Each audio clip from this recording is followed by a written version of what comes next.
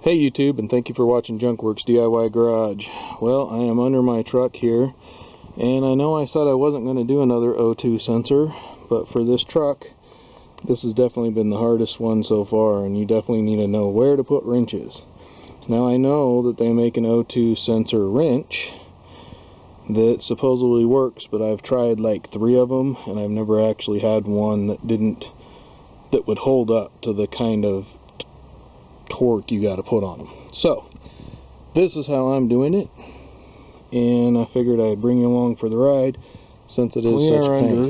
The front passenger side O2 sensor here. I can't remember, it's like bank 1 sensor 1. No, it's bank 2 sensor 1.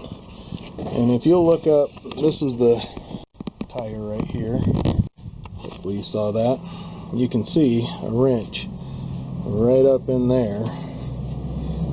And the O2 sensor, if you follow that wrench, there's the O2 sensor right there. Now, as you can see, the only way I could get my wrench on here was to come out through, over the top of the frame and out through this little tiny, you can see it, barely see it right there.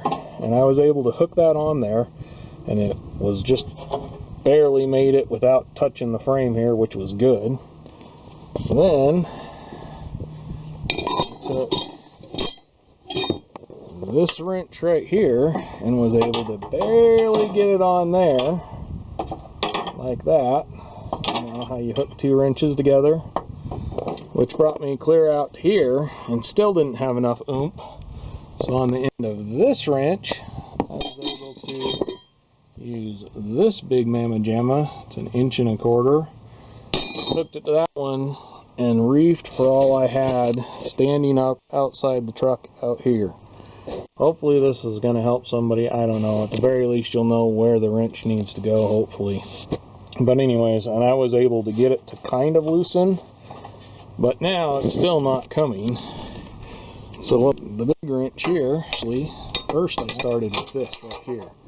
I actually got it on there like that first, and took my big sledgehammer and have been slamming it, and it's going up little by little. Now I am actually at a point where it's hitting this right here, so I can actually get this wrench to be inside there some, and it actually holds better. And because it's in there, I can come up underneath here with it, and I've just been slamming that with a hammer. Side note, so I thought I should throw this in here because some of you might be confused.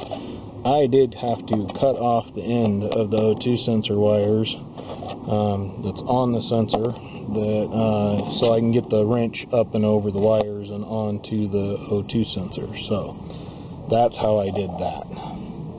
And that way you have a box end wrench all the way around it to get it out, and it doesn't matter. This one's gotta go. It's not working anyway, so I didn't ruin anything.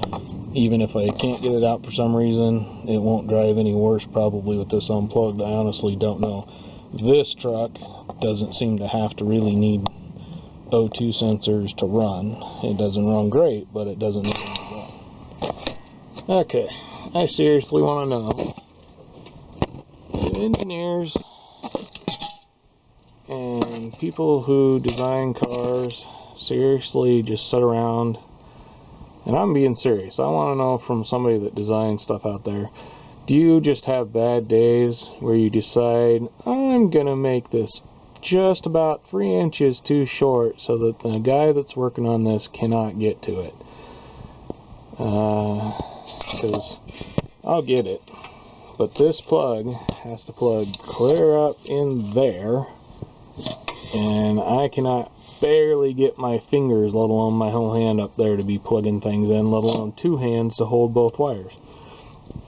So just curious, you know, was this guy having a bad day when he decided to put this O2 sensor right here, or did some computer tell him he should put it here and those wires only need to be that long to work? Just curious. I don't know if you can see this. I got it up in there, and I really had to twist and turn and get my hand clear up as far as I could reach. As you can see, I can actually get my hand way up in there, and then I was able to push it against I don't know what, and hold the one up there and use my thumb and my fingers to squeeze it together. It was definitely the hardest sensor so far. The last one that I have to do looks like it should be fairly easy. This definitely is the hardest one I've done. I've done 2 other ones on this rig, so it's done. Now, hopefully it works. Either way, it was bad. Alright, here's the transmission pan.